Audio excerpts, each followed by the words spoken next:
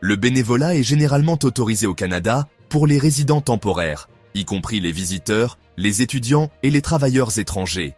Cependant, certaines activités bénévoles pourraient être considérées comme du travail nécessitant un permis, mais tout cela dépend du type d'activité bénévole.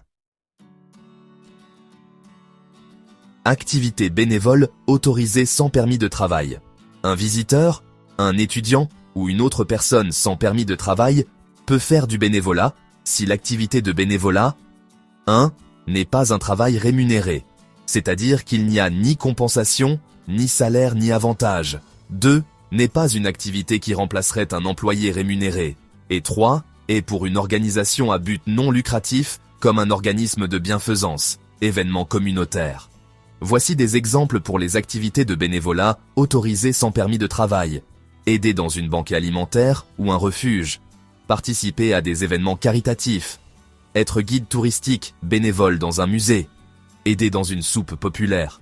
Être bénévole pour un événement communautaire ou sportif. Et travailler dans une ferme familiale sans rémunération. Activité bénévole, qui pourrait nécessiter un permis de travail.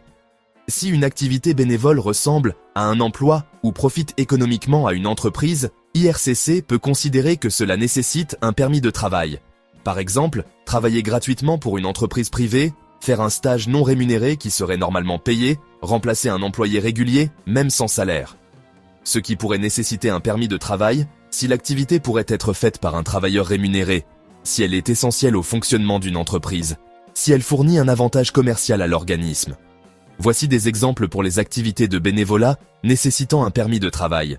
Être bénévole dans un hôtel ou une ferme qui embauche normalement des travailleurs pourrait être considéré comme du travail exigeant, un permis de travail. Travailler gratuitement pour une entreprise privée, faire un stage non rémunéré qui serait normalement payé, remplacer un employé régulier même sans salaire. En résumé, nous vous conseillons grandement de bien vérifier les conditions de votre statut avec les lois et les règlements de l'IRCC pour éviter de les enfreindre par inadvertance. Merci pour votre attention et n'oubliez pas de suivre notre chaîne pour trouver réponse à toutes vos questions.